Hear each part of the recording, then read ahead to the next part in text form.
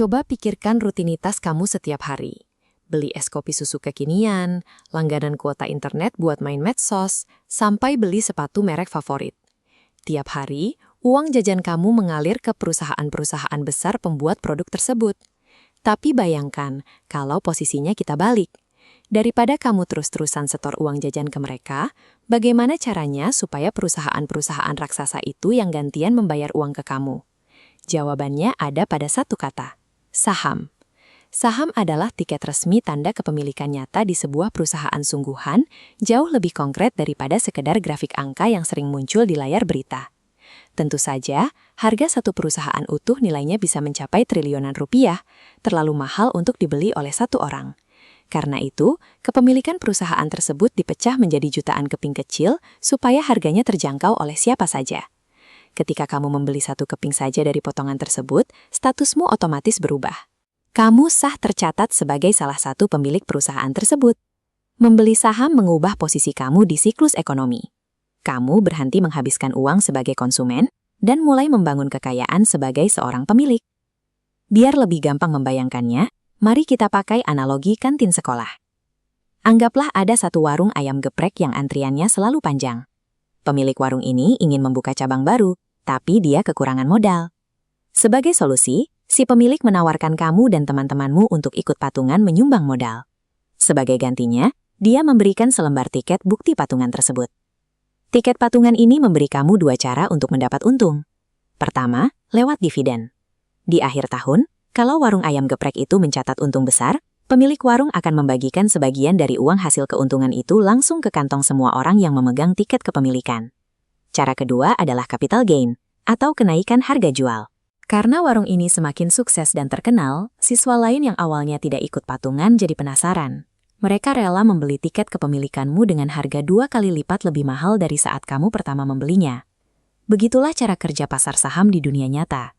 Keuntungan yang didapat investor terjadi karena perusahaan tersebut benar-benar mencetak laba bersih dan bertumbuh secara bisnis.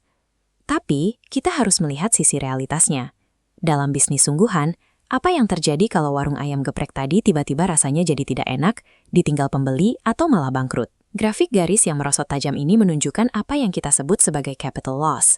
Ketika bisnis kehilangan pelanggan dan merugi, nilai tiket kepemilikannya ikut anjlok karena tidak ada orang yang mau membeli bagian dari bisnis yang gagal. Hubungan antara nasib bisnis dan minat pembeli inilah yang membuat harga saham bisa bergerak naik dan turun setiap hari. Meski risiko kerugian itu nyata, kamu tidak perlu panik. Sistem pasar saham ini diatur oleh negara, sehingga transaksinya sah dan bukan penipuan. Di Indonesia, kita dilindungi oleh lembaga resmi bernama Otoritas Jasa Keuangan atau OJK. Merekalah yang mengawasi seluruh aktivitas di pasar modal untuk memastikan tidak ada kecurangan dan hak kamu sebagai investor kecil tetap terlindungi hukum. Berinvestasi saham menawarkan potensi imbal hasil yang menarik, bersama resiko bisnis yang nyata. Namun semuanya berjalan di bawah pengawasan ketat untuk memastikan keadilan bagi semua orang. Lalu, di mana lokasi kantin besar tempat tiket-tiket perusahaan raksasa ini diperjualbelikan? Jawabannya ada di Bursa Efek Indonesia atau IDX.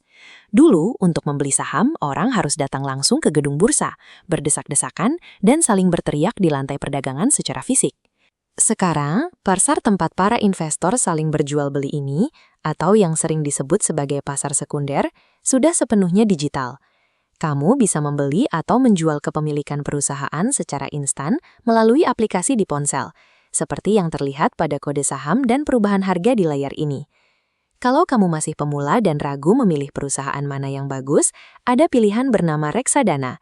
Di sini, kamu menitipkan uangmu kepada manajer profesional yang bertugas menyeleksi dan membelikan saham-saham terbaik untukmu. Membangun kekayaan lewat saham membutuhkan waktu yang lama.